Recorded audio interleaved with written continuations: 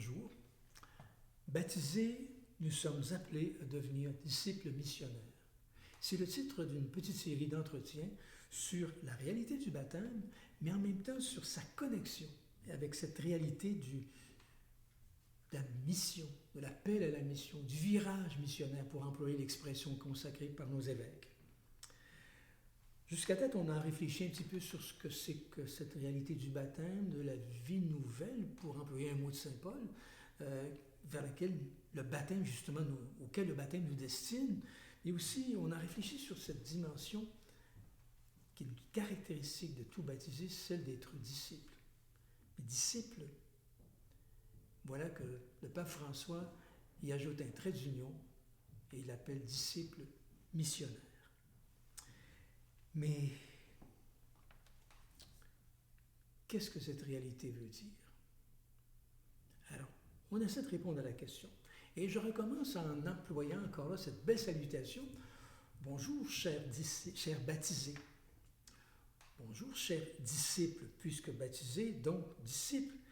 Mais j'ose pas ajouter le trait d'union missionnaire. Surtout avec le trait d'union, effectivement, parce que j'ai l'impression que ça serait peut-être allé un peu trop vite en affaires. Il faut quand même continuer notre exploration pour voir de quoi il en retourne vraiment. Surtout pour répondre à des questions légitimes et bien concrètes du genre « missionnaire, pourquoi faire? Missionnaire où? Missionnaire comment? Ça veut dire quoi? Ça engage à quoi? »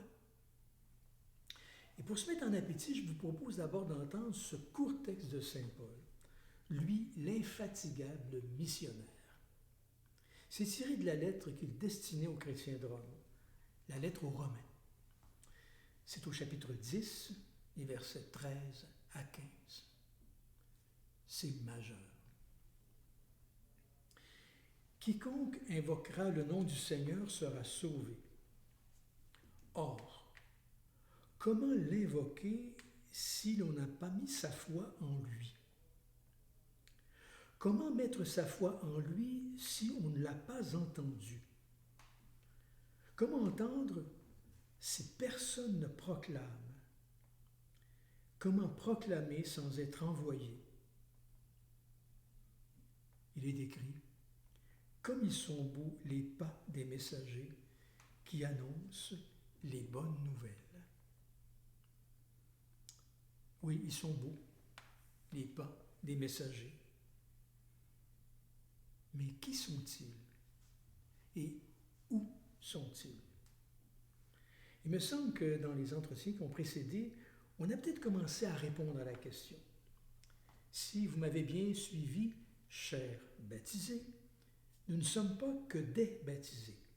Un baptisé, c'est aussi un disciple missionnaire, pour reprendre le mot du pape François. Un disciple, trait d'union, missionnaire. Saint Paul, lui, les appelle des messagers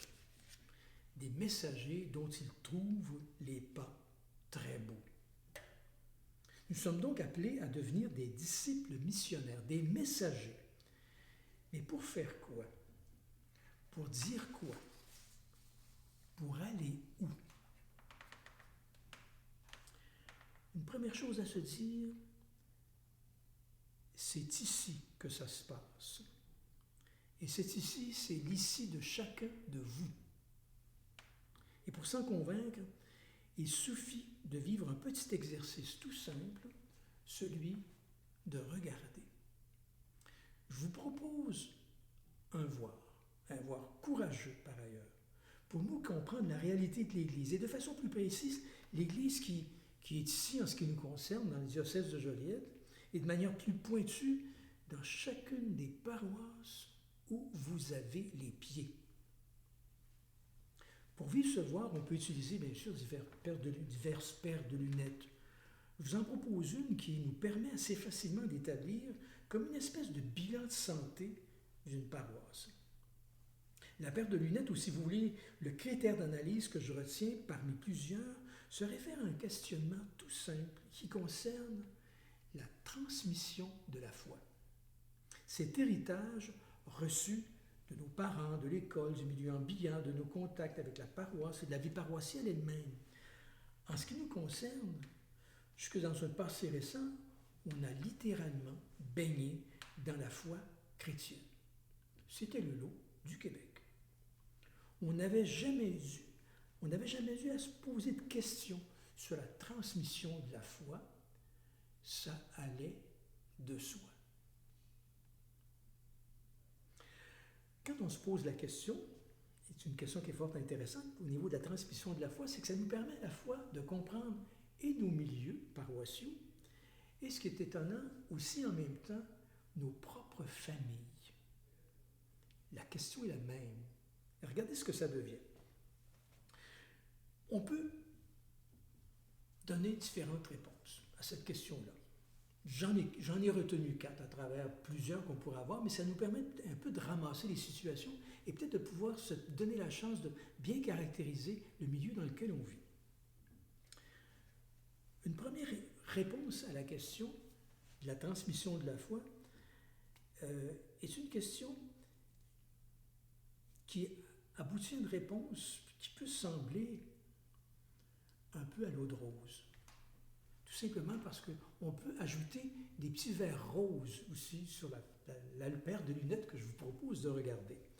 Et ça, ce genre de petite vision avec des petits verres roses vont nous donner à peu près le discours suivant que j'ai entendu et qu'on entend encore. Et il est piégé. Vous allez voir pourquoi. On se pose la question dans certains milieux, on va vous dire, globalement, vous savez, ça a l'air d'aller, la foi a l'air de se transmettre. Regardez, on a encore des premières communions, il y a des mariages, il y a des funérailles, on a encore des prêtres. C'est vrai qu'ils viennent d'ailleurs, mais en tout cas, on ne manque pas de prêtres, voilà. Bien sûr, et en même temps aussi, les revenus semblent baisser aussi d'année en année.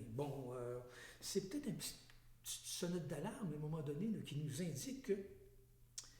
Mais pour plusieurs, c'est encore le petit train-train qui peut facilement donner l'impression qu'on se situe dans ce que les spécialistes appellent, pour en prendre une belle expression savante, comme une situation de continuité sociologique. C'est très beau. Alors nous sommes dans une solution de continuité. Énervons-nous pas, il y a peut-être des petits soubresauts à droite ou à gauche, mais en gros, globalement, là, fermons-nous les yeux et on voit que ça va bien. Je pense peut-être qu'on se fait illusion. Alors c'est pour ça que je l'ai abordé en premier, cette question-là, pour déjà un peu la discarter, parce que j'ai l'impression qu'on est rendu ailleurs. On n'est plus dans une situation de continuité sociologique. Par ailleurs, les trois autres regards, 3 autres lectures qui sont faites souvent dans nos milieux, soit des milieux paroissiaux ou des milieux familiaux, peuvent nous aider à mieux comprendre la situation qui est la nôtre aujourd'hui et face à laquelle il nous faut apprendre à réagir. À une première, pour beaucoup, la réponse est toute simple. Si on pose la question de la transmission de la foi, on est dans une situation de rupture. Rupture dans la transmission de la foi. D'ailleurs, concrètement, dans vos familles, ça se passe comment à ce niveau-là? Simplement dans vos familles. Et regardez après ça, transposer au niveau paroissial, vice-versa. On la sent, la situation de rupture. On la sent carrément, la séparation. Elle est là. Il y a une situation de rupture.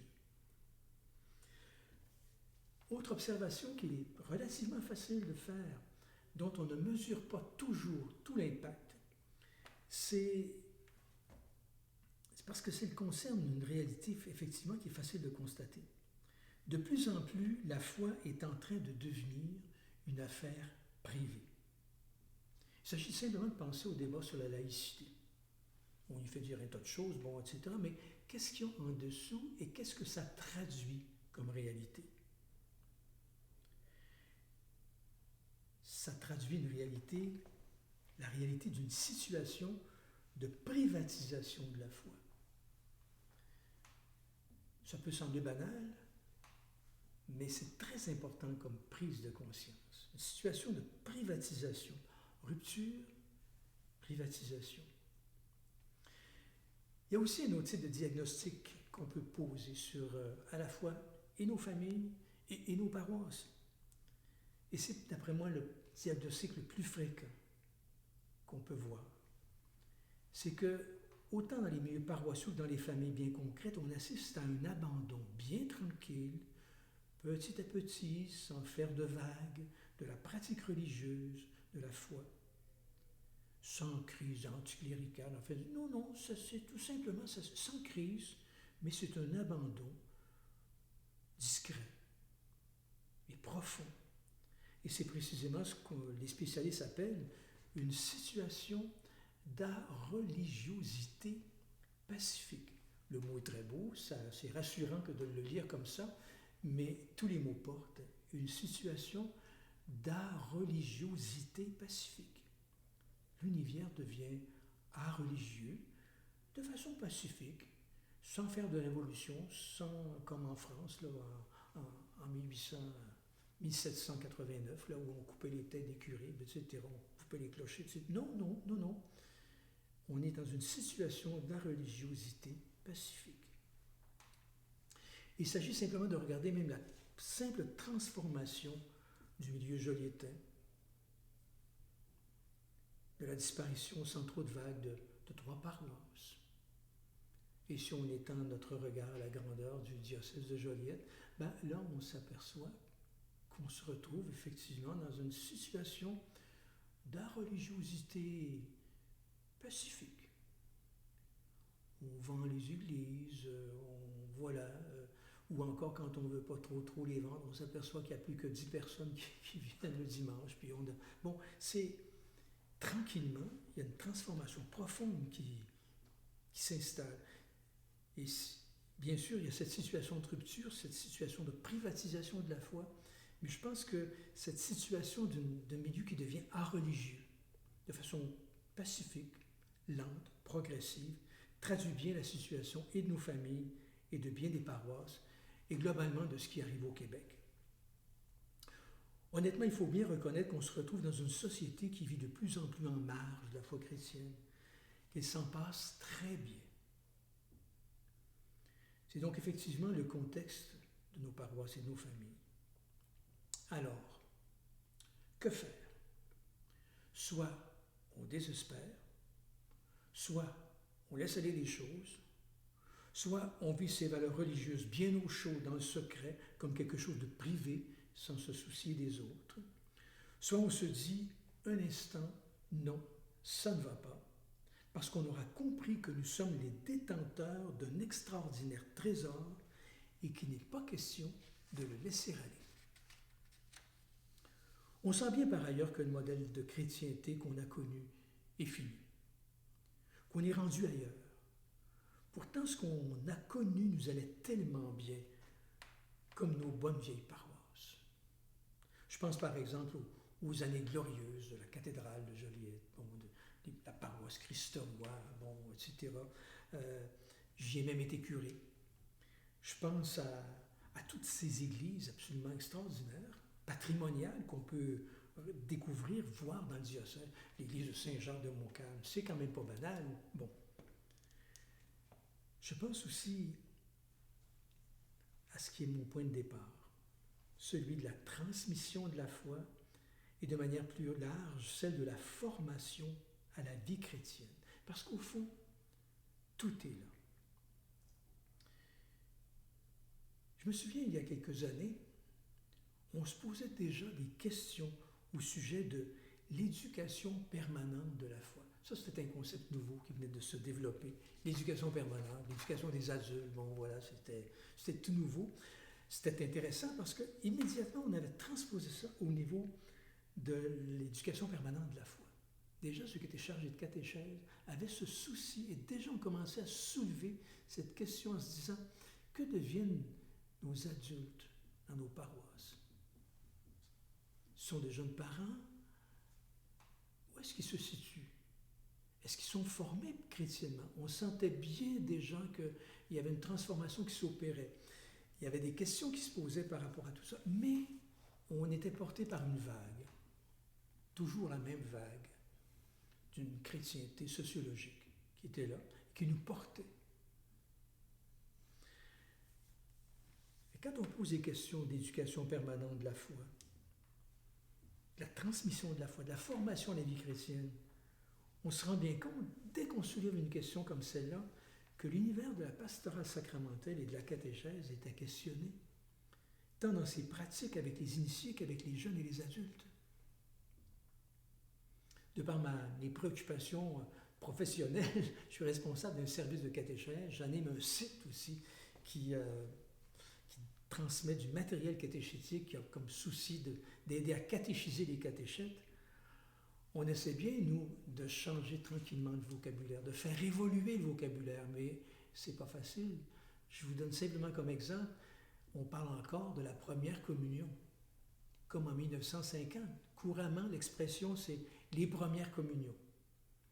Alors qu'on ne prépare pas des enfants à la première communion, on les initie à la pratique de l'Eucharistie. C'est ça qu'on a à faire avec eux. On les initie à la pratique de l'Eucharistie. On n'est pas là pour leur faire leur première communion. On les initie à la pratique de l'Eucharistie. On aide les parents à les accompagner dans cette initiation à la pratique. On se situe dans un contexte de formation à la vie chrétienne. Mais simplement ce simple changement de vocabulaire, puis de paradigme en même temps, c'est pas acquis. Alors, vous voyez comment, en même temps, juste cette simple dimension de la pastorale sacramentelle et catéchétique a besoin d'être questionnée. L'univers de nos pratiques liturgiques aussi est à évaluer en profondeur. Nous les adultes, les gens de ma génération, de toute façon, moi je suis un vieux papy, là, mais quand même ceux qui me suivent un petit peu, quand on entre dans une église, on ne panique pas. Nous, on sait exactement comment ça fonctionne, on sait quoi faire, on sait, bon voilà. Il s'agit de voir les jeunes familles, ils ne savent plus, et pour eux, ils ne savent pas. Or, est-ce que nos espaces cultuels, est-ce que nos gestes liturgiques sont suffisamment catéchétiques pour qu'ils puissent déjà entrer un peu dans le mystère, ou s'ils se retrouvent devant quelque chose de complètement ésotérique, donc on ne comprend pas, qu'on ne comprend plus. Alors oui, comment déjà l'univers de nos pratiques religieuses est à évaluer en profondeur dans un contexte où on se retrouve dans un contexte d'areligiosité pacifique, comme je le disais, dans un contexte de privatisation de la foi, dans un contexte de rupture. Autre chose aussi, tous les baptisés, tous les membres du peuple de Dieu doivent aussi se mobiliser. Mais tout cela a une conséquence. Nous avons ensemble un gros examen de conscience à faire. Les quelques points que je viens d'évoquer les désignent tous une même urgence. Cette urgence est celle d'amorcer, de mettre en route, d'initier un processus de discernement ecclésial, un processus qui doit conduire à une revision de vie évangélique de l'ensemble des pratiques de l'Église et de ses modes de fonctionnement. On ne peut plus fonctionner comme avant. Discerner, reviser, des mots qui laissent sous-entendre des changements d'orientation, des changements de direction qui invitent à prendre un tournant, celui-là même que les évêques proposent quand ils parlent de tournant missionnaire. On arrête ici, on continuera dans un autre entretien pour creuser davantage cette question.